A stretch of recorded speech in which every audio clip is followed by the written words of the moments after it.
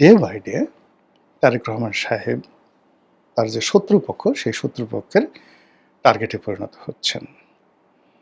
আর এ সকল যখন পরিবেশ পরিস্থিতি হয়, তখন যে ধরনের বন্ধু লাগে, বান্ধব লাগে, সহযোগিতা লাগে, তারপরে যে ধরনের একটা প্রতিরক্ষা ব্যূহ লাগে, বিশ্বস্ত লোকজন লাগে।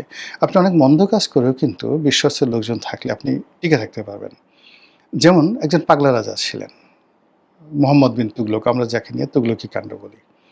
কিন্তু তার অনেকগুলো কোয়ালিফাইড জেনারেল ছিল, অনেকগুলো কোয়ালিফাইড মন্ত্রী ছিল। ফলে একটার পর একটা অর্থনৈতিক বিপর্যয়, যুদ্ধে মানে যুদ্ধ, রাজনীতি পরিবর্তন, মানে হাজারো রকম পলিটিক্যাল ফেইলিউরের পরও তার যে মিলিটারি পাওয়ার, তিনি ছিলেন অজেয়। একটা যুদ্ধ তিনি পরাজিত হননি এবং জীবনের শেষ দিন পর্যন্ত শক্ত হাতে তিনি তার তুগলকি কর্মকাণ্ড চালিয়ে যেতে পেরেছিলেন, মোহাম্মদ বিন তুগলক। আরেকজন নিষ্ঠুর ব্যক্তি ছিলেন আলাউদ্দিন খিলজি। কিন্তু তার মালিক কাফুরের মতো একজন শক্তিশালী সেনাপতি ছিল।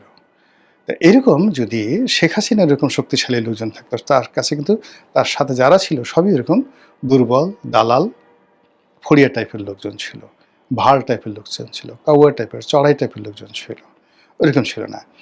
কিন্তু এই যে যেটা হলো, মানে তার যে পতনটা হলো, সেই পতনের সময় দেখা গেল তার পক্ষে মানে হুঙ্কার দিয়ে দাঁড়ানোর মতো, শহীদ হওয়ার মতো, বা একজন লোক, শেখ হাসিনা বঙ্গবন্ধু তার পরিবারের জন্য রুখে দাঁড়িয়ে জীবন বিসর্জন করেছে, এরকম সিঙ্গেল ঘটনা 18 কোটি মানুষের মধ্যে ঘটেনি, আগামীতে ঘটবে না।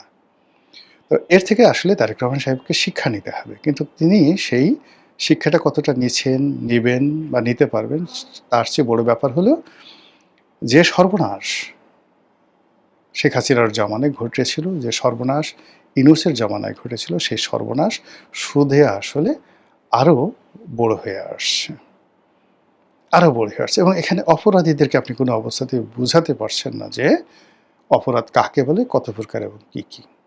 তারা সেই অপরাধ করেই নিজেদেরকে শ্রেষ্ঠতর বলে মনে করছেন।